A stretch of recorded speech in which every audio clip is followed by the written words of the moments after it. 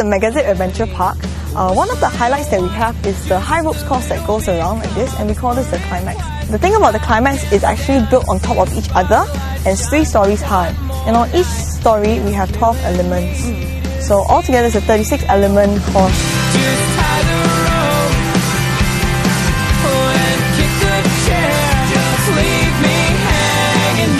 As you can see, the first element that starts off is a relatively simple element. Doesn't require that much physical activity or balance, and something that's a bit more child-friendly, very kid-friendly. We've had lots of kids go on it. We had even a 3-year-old little girl go on it. She was very cute. She went with dad. So are there actually any age limit? Because I think if you're too small, you can't really fit in a harness, That's right? true. And then if you're too heavy, you may, I don't know, be beyond the limit of the equipment, right? That's true. We do have really small harnesses for really small children. We don't really say that we'll draw a line and an age limit, but it's more that if the child feels confident and the parent feels confident, we actually have them accompanied together. So on an element, we can have a parent and a child, or an older sibling, or just someone, a good friend, to just help each other along. And it's actually more fun that way, actually. The good thing about this park is that you can pretty much be hooked on and go through everything at one go. Because as far as I remember, other places, you know, you go to one element, you hook up, then you get off, and then you walk some distance, go to another one. So this is all in one. But then the bad thing is, they just keep on coming and you get very tired.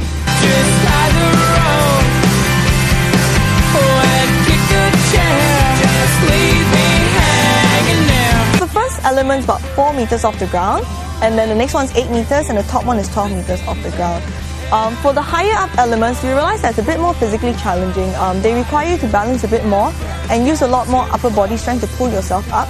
So we strongly recommend people who have never done something similar to this before to just start at least on the first and second level before they proceed up to the third level. Yeah, just to get used to the height and everything, and also the perception of height at the third level is much more. So even though you're possibly doing some of the activities could be repeated just in a different sequence, it's because of the height that makes it seem a bit more scary and dangerous in that sense. It is very tiring. One activity that we have is right at the corner over there that's called a confidence gap. It's basically 2 platforms that are separated from each other by about a 1 meter gap.